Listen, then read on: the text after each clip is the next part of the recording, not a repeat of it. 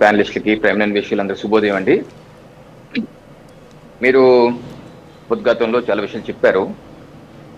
మీరేమన్నారంటే తొలిసారిగా జగన్మోహన్ రెడ్డి గారు మా తాతని పొట్టన పెట్టుకున్నారు, మా నాయన్ని పొట్టన పెట్టుకున్నారు, మా చిన్నాయన్ని గొడ్డలతో చంపేశారు అని తొలిసారిగా ఆవేదన వ్యక్తం చేస్తున్నారు అంటున్నారు.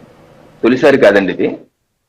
ఇదే వ్యాఖ్యలు, ఇదే స్టీరియోటైప్ వ్యాఖ్యలు 2019 మార్చిలో వివేకానంద రెడ్డి గారిని చంపేసినప్పుడు ఆ రోజు సాయంత్రం ఆయనకి అక్కడికి వెళ్ళి ఏ మాటలు మాట్లాడి మరుసటి రోజు వాళ్ళ పేపర్లో నారాసుర రక్త చరిత్ర అని వేసి వాళ్ళ తాత ఫోటో, వాళ్ళ నాయన ఫోటో, వాళ్ళ చిన్న ఆయన ఫోటో వేసి మొత్తం ఇది చంద్రబాబు నాయుడు గారే చేశారు అని చంద్రబాబు నాయుడు గారి చేతిలో గొడ్డలు పెట్టి నారాసుర రక్త చరిత్ర అని చెప్పి ఒక సింపతిని, ఒక సానుభూతిని పోగేసుకుని ఆ రోజు మభ్యపెట్టి అధికారంలోకి వచ్చింది జగన్మోహన్ రెడ్డి గారు.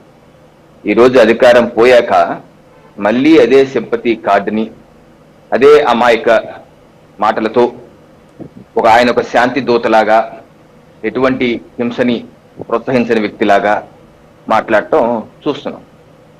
ఇదే నిజమైతే, అదైతే ఏ రోజు 2019 ముందు చెప్పింది నిజమైతే, మరి వాళ్ళ అధికారంలోకి వచ్చాక ఏం చేశారండి విచారణ? ఏం విచారణ చేశారు? వాళ్ళ తాతగారి హత్య మీద ఆ రోజు కేసులు పెట్టారు కదా. మరి కేసులు పెట్టిన వ్యక్తులు A16 గా ఉన్నటువంటి సతీష్ రెడ్డి, ఏదైతే హత్యలో పాల్గొన్న వ్యక్తి సతీష్ రెడ్డి గారు ఏ పార్టీలో ఉన్నారు? ఆయన మీ పార్టీలో కాదా జగన్మోహన్ రెడ్డి గారు?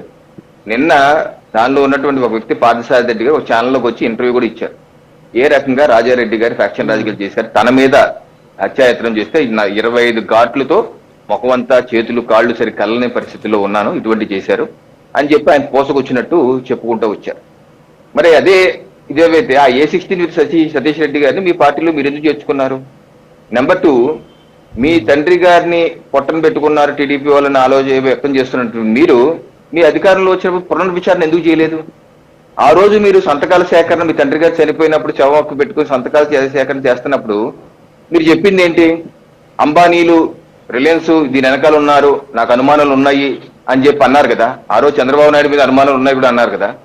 అలాంటి అంబానీ, మీ రిలయన్స్ షాపుల మీద ఆ రోజు మీ కార్యకర్తలు వెళ్ళి ధ్వంసం చేశారు కదా. ఆ ధ్వంసం చేసిన నేపథ్యంలో ఆ తర్వాత మీరు అధికారంలో వచ్చినప్పుడు అదే ముఖేష్ అంబానీ మీ ఇంటికి పిలిపించుకొని చక్కగా ఇస్త్రాకు వేసి భోజనం పెట్టి ఆయన కుడిభుజమైనటువంటి పరిమళ నత్వాన్ని